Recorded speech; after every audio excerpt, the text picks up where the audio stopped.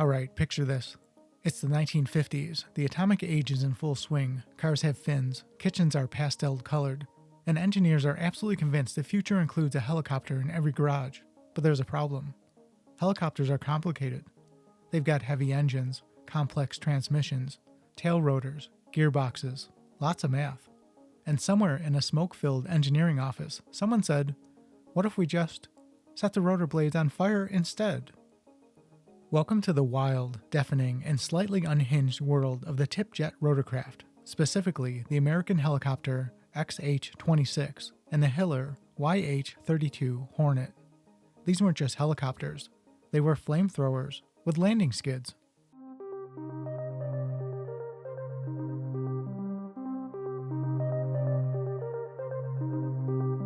I'm Bill, and this is Buffalo Air Park. Let's dive in.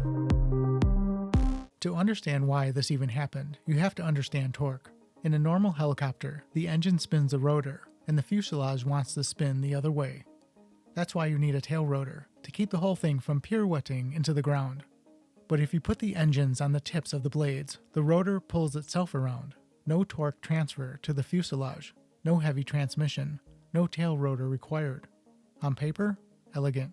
In practice, loud, thirsty, and occasionally fatal.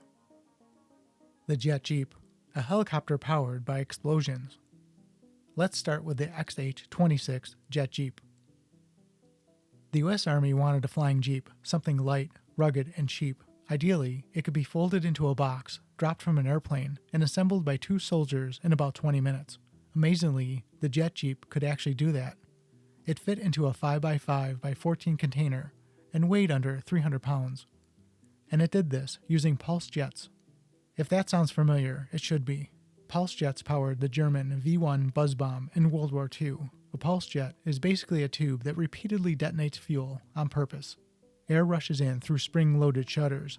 Fuel ignites. Boom! The shutters slam shut. Thrust shoots out the back. Vacuum pulls the shutters open again. Repeat that about 40 times per second. It's simple. It's light. It creates instant static thrust. No warm-up required. And it's also incredibly loud. Not lawnmower loud, not jet engine loud, more like air raid sirens strapped to your ears loud. The jet jeep was supposed to be a stealthy observation platform. Instead, you could hear it coming from miles away, long before you ever saw it. And safety? Well, the pilot sat directly on top of the fuel tank, with fuel lines running right behind his head to the spinning pulse jets. One museum creator summed up the crash survivability with a single word: nil. Then added, you'd have to be really desperate to fly this thing. The Hiller Hornet, a flying stovepipe. If the jet jeep was brutal, the Hiller Hornet was optimistic. Stanley Hiller was a helicopter prodigy. He built his first coaxial helicopter at 19. His dream was to make the Volkswagen Beetle of helicopters. Price target? $5,000. Just back it out of the garage and fly to work. Instead of pulse jets, Hiller used ramjets. A ramjet is the simplest jet engine possible. No compressors, no turbines, no moving parts. It's basically a flying stovepipe.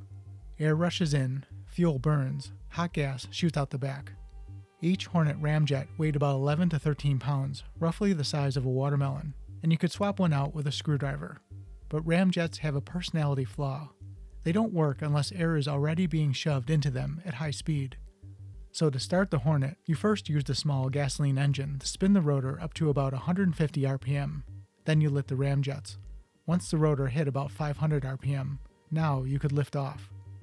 And feeding fuel to engines spinning at the blade tips created a whole new nightmare. Centrifugal force sent fuel pressure skyrocketing from about 25 psi at the hub to 2500 psi at the tips. Throttle response became twitchy and unpredictable. You couldn't just add power. The physics fought you the entire way. And then there was the visual. Because ramjets are open flame engines, at night the Hornet produced a solid glowing halo, a blue-white ring of fire spinning above the aircraft. It looked incredible. It also caused UFO sightings near populated areas. Stealth? Absolutely not. You weren't sneaking anywhere. You were announcing your arrival to the entire country. The Sally Rand and the first gunship, sort of.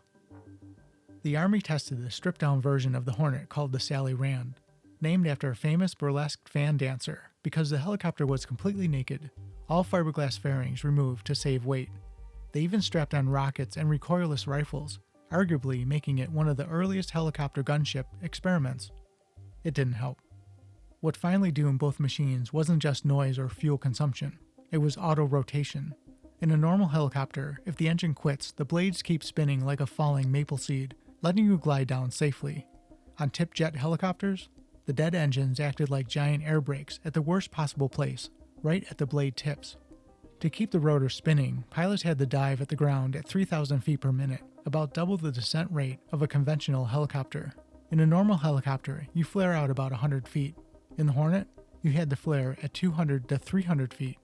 Miss it? Game over. No pilot survived a Hornet autorotation initiated from above 100 feet. There were other attempts. The Piasecki air jeep looked like two giant fans welded together, but physics eventually won.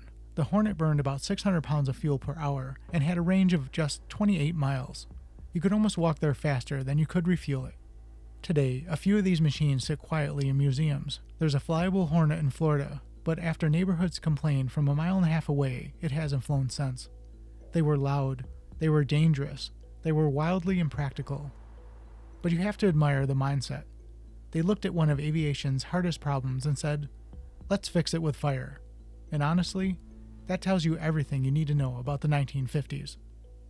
And that wraps up another tale from aviation's stranger side. Until next time, keep your eyes on the skies.